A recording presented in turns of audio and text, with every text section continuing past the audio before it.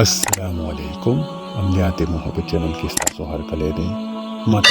د محبت یو ډیر نه یاب تعویز راوړلو دا د رمضان مبارک میاشت شروع ده دا تعویز که تاسو په دې میاشت کې وکړلو نو چې چا د پاره هم کوي تاسو دا تعویز نو دی هغه زړه به ستاسو په قابو کې شي بیا چې تاسو هغه ته سوي نو هغه به مني تاسو چې ورته وایي چې کینا نو هغه کې نه چې تاسو ورته سوي هغه به مني بلکې ستاسو په اشارو باندې وو چلیږي د دې وجه نه دا تعویز ما تاسو ته پیش کړلو د دې تعویز کولو لپاره اول خدا دې چې تاسو وو او دس اوکي د رمضان مبارک میاشت په کار خدا را چې تاسو په 24 غنټه په او دس کې ګرځي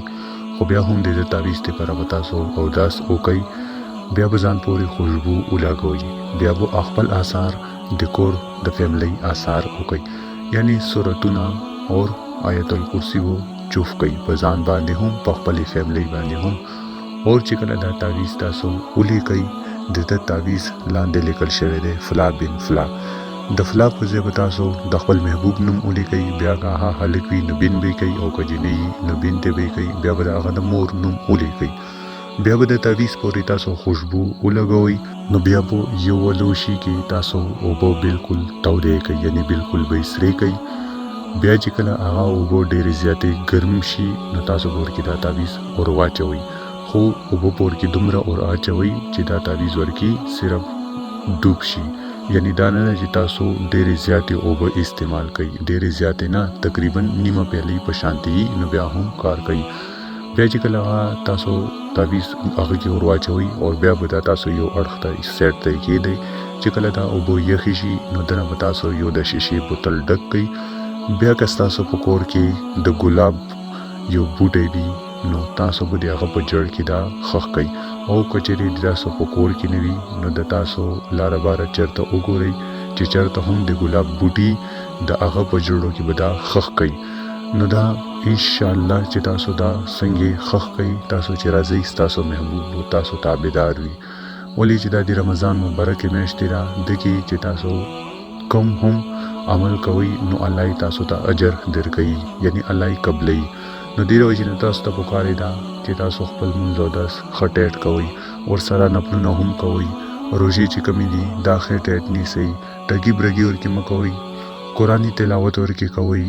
اور چې څه هم حاجت لري هغه د پاره 2 رکعات نفل سوالت حاجات وکي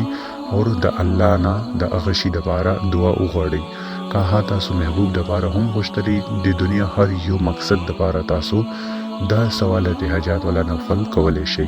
نو د رمضان مبارک میاشت د دې وجنه ما تاسو ته د تعویز ورکی در پیش کړلو چې ان شاء الله تاسو کار به هم د تعویز سره وشي